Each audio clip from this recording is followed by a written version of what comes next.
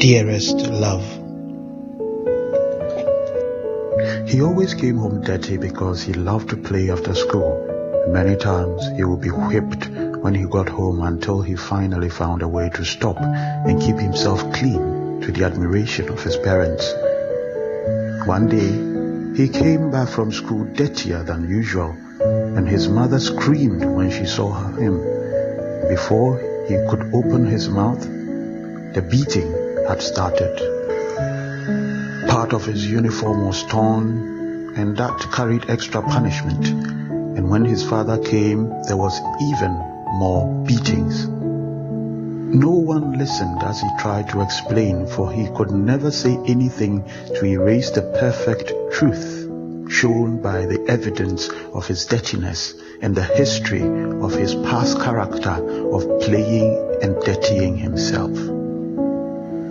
When the following morning, dawn time, the man from the other house close to their school came to their house with his car, and in it were a couple of items. The parents asked what for, and he was surprised that the boy had not told them.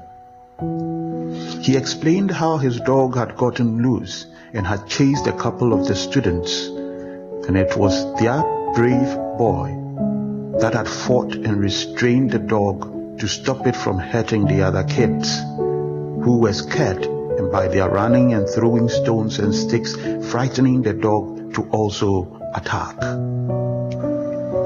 They had beaten their son, thought the worst of him because of his past mistakes, and yet he was a hero to his classmates whom he had saved, and a worthy of gifts for the man whose dog would have caused havoc had it not been for his fearless courage and selflessness.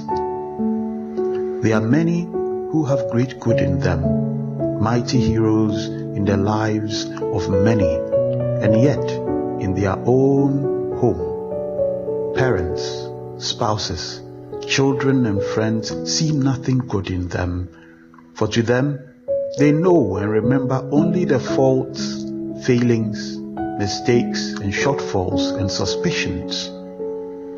But this is the nature of man, and thus even our Savior suffered it, and it is written. Jesus was telling them, a prophet is without honor only in his hometown, among his relatives, and in his own home. He couldn't perform a miracle there except to lay his hands on a few sick people and heal them. He was amazed at their unbelief.